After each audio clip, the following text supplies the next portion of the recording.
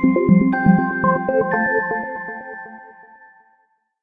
guys, it's Amerie and today I'm giving you my Thanksgiving book haul. Now I have been pretty good this year, I would say more like the latter half of the year, at not getting too many physical books. So I've been reading lots of library books and trying to get through the physical books that I have on my shelves. It's not like I have anything against collecting a library because I totally am a huge believer in collecting books. I love to collect books. Even if you wait years to read a book, I think that the book finds you when you're ready to receive it, if that makes any sense. However, last year I reached 100 plus unread books on my shelves. I don't call books on my shelves that are unread my TBR. I count my TBR as anything that I want to read, to be read, whether I own it or whether it's something I intend to borrow from the library or just something that I see and I'm definitely like, okay, I want to read that book one day. That's my TBR. My physical books are just my physical books that I haven't read yet. However, it got to a point where I was like, okay, it's time to get through some of these books. So that's what I've been doing. Doesn't mean I haven't acquired any new books, because I have, but it hasn't been as many, which is why you haven't seen so many hauls on my channel. But I did acquire a few books in the last couple of months, so I figured why not do a Thanksgiving holiday, because I sure am thankful for my books. So let's get started. Daughters Unto Devils by Amy Lukavics. You already know about this one because I told you how much I adored this book. It's not too thick, it's pretty thin. Horror, very creepy, highly recommended. I really enjoyed this a lot. Should I tell you what it's about? I feel like I already told you what it was about before. It's about a girl whose family moves from their cabin in the mountains to another place across the plains or across the valley, and they discover that the cabin that they've taken over, which looked crazy to begin with. I mean, there was blood everywhere and it stank of dead animals. Should have been a tip off, but they decided to hang out there. Craziness ensues. Very worth a read. Highly recommend. Another horror, Slasher Girls and Monster Boys, curated by April Geneviève Tuchulk. I know Genevieve is probably how we pronounce it, but the French way is Geneviève. I know this because I was watching Rush Hour and I really loved the way that pronunciation sounds. April Geneviève. I just love the sound of that. I've read two of the stories in this horror anthology and so far I'm really enjoying it. The first story by Nova Rensuma, called The Birds of Azalea Street, was a great opener. This book has so many great reviews. A lot of people say it's one of the best anthologies that they've read in a long time. So people seem to be loving this one. I'm really looking forward to reading the rest. Like I said, I read two stories and so far so good. Purity by Jonathan Franzen. For those of you who don't know, I am a huge Jonathan Franzen fan. I know that he gets a lot of flack online for some things that he says. I think they just come off the wrong way. I personally get his humor, so it doesn't offend me when he says certain things. I feel like I'm getting where he's coming from, even if it sounds a little weird. I don't know what this is about, so I'm going in pretty blind. All I do know is that it involves a young girl, her mother's secrets. She gets involved with this political group or organization, and there's a bit of magical realism, which is a big departure from Freedom and the Corrections. I have yet to read the Corrections. I want to read that one before going into this one, especially since this is kind of like a departure from his usual. I felt like it was better to go in kind of blind. I didn't even read The Flapjacket too much because I feel like sometimes when it comes to a lot of literary fiction, there isn't much in the way of surprises, plot twists, and things like that. So you have to really be careful with The Flapjacket because sometimes they can just kind of tell you too much. But I'm really looking forward to getting into this one. Queen of Shadows by Sarah J. Maas. You guys know I loved The Assassin's Blade. It was one of my favorite reads of 2014. I have yet to start this series because I told you in one of my previous videos, the library took back that ebook and I've yet to get it because I need to make sure that I get a matching cover. I probably will end up getting the book myself.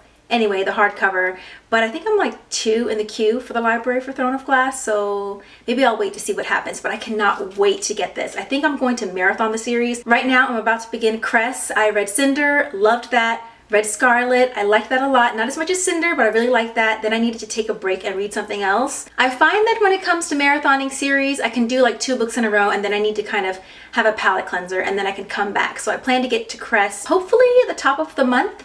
We'll see how that goes, but I cannot wait to get to this. I'm so excited. Sorcerer to the Crown by Zen Cho. This is a gift from my sissy Poos. She's so awesome. I really wanted to read this one. The girls at Book Riot actually put me onto this book. It's supposedly like Jonathan Strange and Mr. Norrell. I always get that title messed up. I just want to say Dr. Strange. No, that's not right. It's Jonathan Strange and Mr. Norrell. You know what I mean, by Susanna Clark. A lot thinner than that book. All I know about this book and all I want to know about this book is that in Victorian England, the magic has left the land, and everyone's trying to figure out where the magic has gone. In steps the Sorcerer Royal, who has the position of being one of the biggest, if not the highest ranking sorcerer in the land.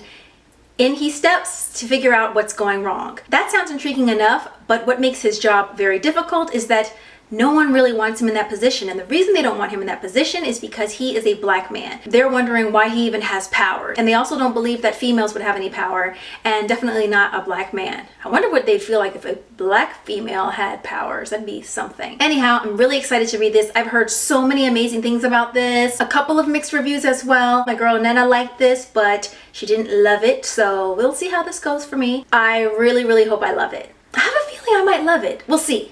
Don't want to speak too soon, but I read a few pages and I really loved the voice. My next two books were sent to me by my girl Christine at the Lushables and Christina Reads YA. The Unquiet by Michaela Everett. I was about to say All I Know and All I Want to Know. That's my tagline. All I know and all I want to know, because if you've been watching my channel for a while, you know I like to know as little as possible going into a book. I like to know the gist of what it is, but I don't like to know too much because I enjoy being surprised. Even major reviews sometimes, reviews and publications, they'll say, and the plot twist at the end, or the masterful plot twist at the end. I'm like, it's not a twist if you tell me to look for it.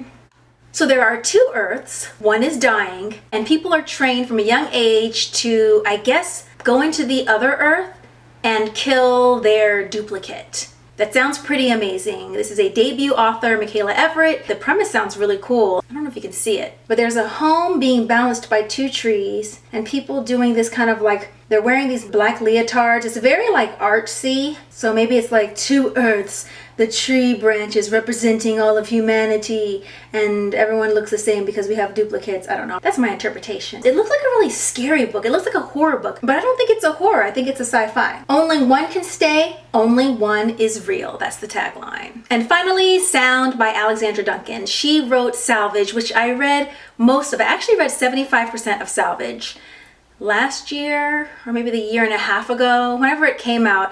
It was really interesting. It was about a girl who was going back to Earth. She lived in space. Something happened on the planet and everyone kind of divided. People who were living on Earth, which is kind of like a water world at this point. I mean, there is land, but a lot of it is water. And then you have people living in spaceships, descended from the people who went up there a long time ago, if I remember correctly. This book is a companion novel. It does not follow the same characters necessarily. I think they may intersect. I know hardly anything about this novel. Young girl, space station, she falls in love, traveling through the universe, traveling across a moon that's completely covered with ice. I was just really impressed with the writing of the first novel, which made me want to read it. I ended up putting it down, like I said, at 75%. I don't know why I did that. And I do plan on picking it back up again, just maybe reading that last 25% so I can kind of get back into this world. It's a pretty thick book, and if it's written anything like the first book, Salvage, or the companion novel, Salvage, it's written with a literary style, which is also why it's a bit slow.